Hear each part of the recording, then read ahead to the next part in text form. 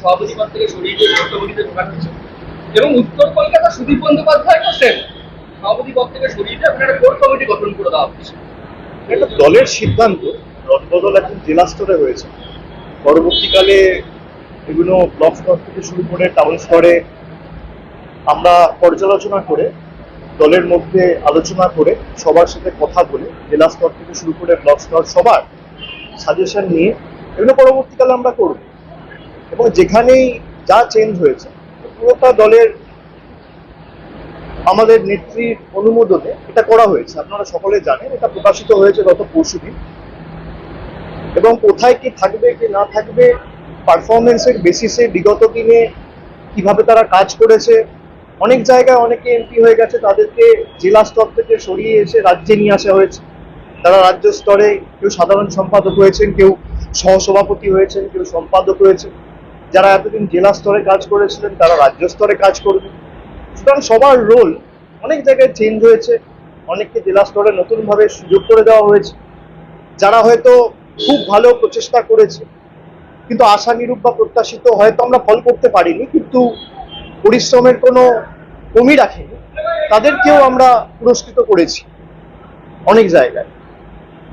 দল যারাই পরিশ্রম করেছে, যারা দলের জন্য প্রাণপাত করে নির্বাচন থেকে শুরু করে সারা বছর মানুষের কাছে সরকারের ইতিবাচক জনসেবামূলক কাজ কর্মসূচি নিয়ে মানুষের দুয়ারে পৌঁছেছে, তাদের সকলকে যথাযথভাবে দল পুরস্কৃত করার চেষ্টা করেছে এবং আমাদের সকলের লক্ষ্য ছিল যে সবাই মিলে ঐক্যবদ্ধ হয়ে যাতে কাজ করে। আপনি উত্তর কলকাতার ক্ষেত্রে বা বীরভূমের ক্ষেত্রে যেটা বলছেন, সেখানেও নেতাজি ইন্ডোরে মমতা বন্দ্যোপাধ্যায় নিজে বলেছেন যে কোর কমিটিতে যারা ছিলেন সেখানে অনুব্রত মণ্ডলও থাকবে। গতকাল কোর কমিটির মিটিংও হয়েছে বীরভূমে, আপনারা দেখেছেন। এবং উত্তর কলকাতার ক্ষেত্রে সুদীপ বন্দ্যোপাধ্যায় চেয়ারম্যান রয়েছেন, সেখানে 7 জন এমএলএ, তার সাথে অ্যাডিশনাল 2 জন ট্রেড ইউনিয়নের স্বপন সমাদ্দার এবং জীবন শাহ, তাদের 2 জনকে সংযোজিত করা হয়েছে এবং 9 জনের একটা কোর কমিটি করা হয়েছে। 9 জনের কোর কমিটি করে সুদীপ বন্দ্যোপাধ্যায়কে চেয়ারম্যানের দায়িত্বে রাখা হয়েছে। তারা সবাই মিলে যৌথভাবে কথা বলে, প্রত্যেকটা এমএলএ রিপ্রেজেন্টেশন যদি থাকে তাহলে সবাই মিলে টিম ওয়ার্ক করে কাজ করবে। কার ক্ষমতা খর্ব হলো, কাকে বেশি পুরস্কৃত করা হলো, এটাকে এভাবে দেখা ঠিক নয়। বীরভূমের ক্ষেত্রে দেখা গেল কোর কমিটি ইতিমধ্যে বৈঠক করেছে, কিন্তু উত্তর কলকাতায় একটা আরে হবে, 2 দিন আগে 48 ঘন্টা হয়নি। আসলে আপনাদের এক্সপেকটেশনটা তৃণমূলের কাছ থেকে এত হাই হয়ে গেছে যে একটা কমিটি রিলিজ করার পর আপনারা চান 24 ঘন্টার মধ্যে একটা বৈঠক হবে। এবার কেউ কোন প্রান্তে রয়েছে, কেউ রয়েছে কলকাতায়, কেউ রয়েছে কোনো জেলায়, কেউ গেছে কোনো তীর্থস্থান ভ্রমণে, সবাইকে তো এক ছাদের তলায় আসতে 2 দিন টাইম লাগে। তো নিশ্চিতভাবে বীরভূমে যেমন গতকাল হয়েছে, অপেক্ষা করুন, নিশ্চিতভাবে उत्तर कोलकाताতেও হবে। सर, ऑपरेशन सिंदूर के दौरान हमने देखा है कि तृणमूल कांग्रेस केंद्रीय सरकार के साथ थी, लेकिन अब उन्होंने क्या वजह रही कि आपने ऑप्ट आउट किया है डेलीगेशन से जो मल्टी नेशन विजिट करेगी? देखिए, ये इंफॉर्मेशन आपके पास कहाँ से आ रहा है मुझे पता नहीं है, लेकिन कल शाम से बहुत सारे पत्रकारों का सवाल मुझे मिला है, कुछ लोगों से मेरा बात भी हुआ है।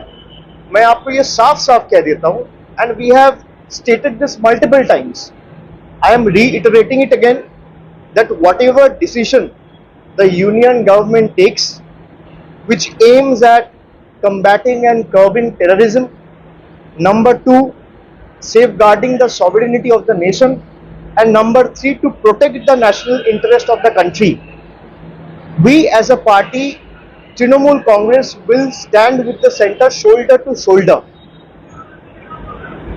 लेकिन एक चीज आपको ध्यान रखना पड़ेगा कि अगर कोई डेलीगेशन जा रहा है, हमें कोई दिक्कत नहीं है, डेलीगेशन जाना चाहिए, जाए, और जिस तरीके से टेररिज्म को बढ़ावा देके इंडिया का पीस को डिसरप्ट करने का प्रयास पाकिस्तान की तरफ से हो रहा है, उसका हम कड़ी निंदा करते हैं, उसको ग्लोबल स्टेज में रखना भी चाहिए।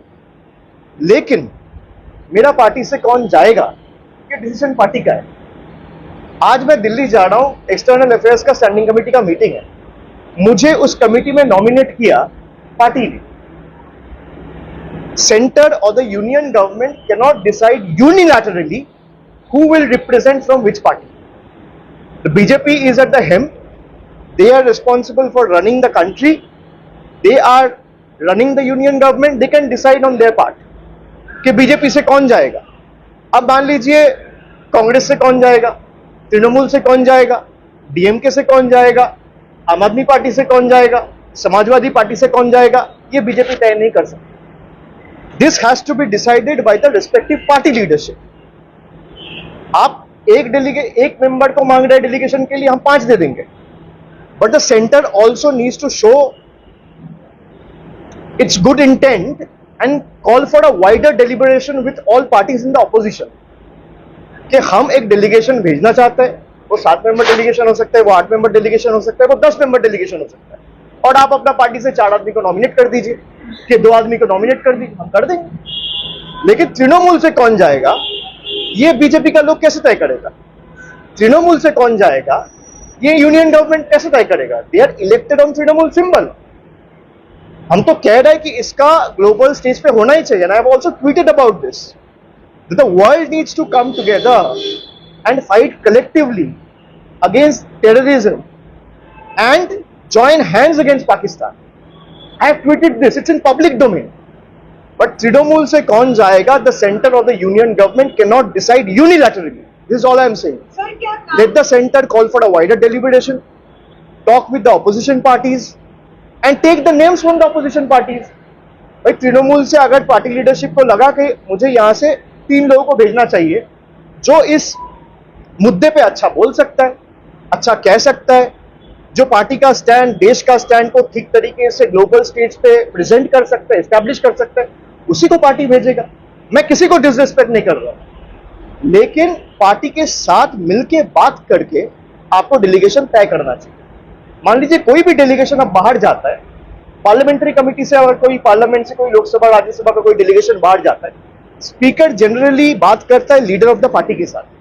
फिर लीडर ऑफ द पार्टी से बोलता है अच्छा 10 मेंबर का डेलीगेशन आप एक नाम दो.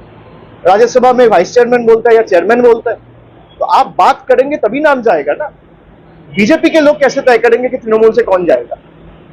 हम लोगों का वोट से प्यार से चुन के आया. We are answerable to the people of the country, not to a political party. तो इसको आप लोग इस तरीके से प्रेजेंट ना करें कि तृणमूल ने बॉयकॉट किया ऑपरेशन सिंदूर. हम कहीं बॉयकॉट नहीं कर रहे हैं. I am putting this on record. Trinamool is the only party जिसने इसको पॉलिटिसाइज नहीं किया. The ruling dispensation including a few party in the opposition also have tried to politicise it. I condemn it. भाई जहां देश की बात हो वहां पॉलिटिक्स की जगह ही नहीं है. ये साफ साफ हम कह रहे हैं. And our chairperson has stated this time and again.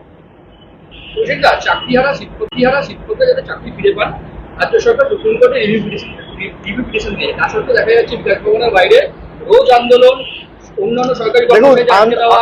আমি একটা কথা বলি, গণতান্ত্রিক দেশে গণতান্ত্রিক ভাবে আন্দোলন করা, প্রতিবাদ করা বা কোনো রকম ভাবে প্রতিবাদ প্রদর্শন করার অধিকার সবার আছে.